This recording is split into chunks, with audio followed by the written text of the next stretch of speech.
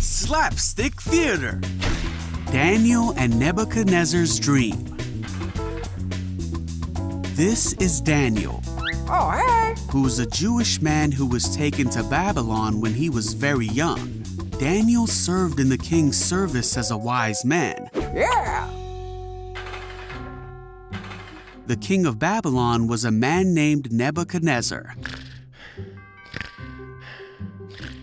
And one night he had such a disturbing dream that he couldn't sleep. Ah! He called in some of the wise men of his kingdom and demanded that they tell him what he had dreamed. The wise men said, "Tell us the dream, and we will tell you what it means." But the king told them that they must tell him what the dream was and what it meant. If they did, they would be rewarded, but if they didn't, they would be severely punished. The wise men asked again for the king to tell them what the dream was, and they would tell him what it meant. No. But the king wanted them to tell him what the dream was. The wise men said that the king's request was impossible, and that no one except the gods can tell someone a dream. The king was furious when he heard this, and ordered that all the wise men of Babylon be killed. Ah! Because of the king's decree, men were sent to find and kill Daniel and his friends. When the men arrived, Daniel asked why the king had ordered such a thing.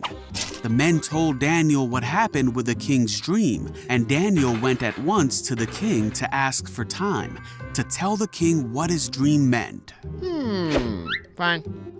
Then Daniel told his friends, Shadrach, Meshach, and Abednego, to pray to God to show them the secret of the king's dream. That night, God showed Daniel the secret of the dream in a vision.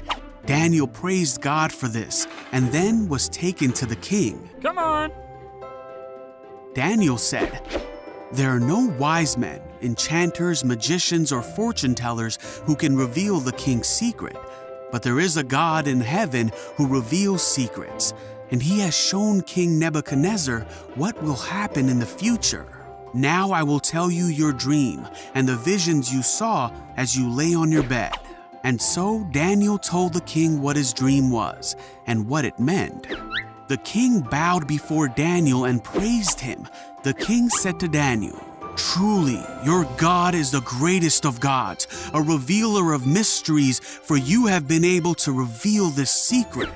Then the king promoted Daniel to be the chief of all the wise men, and also promoted his friends, Shadrach, Meshach, and Abednego, in the king's court.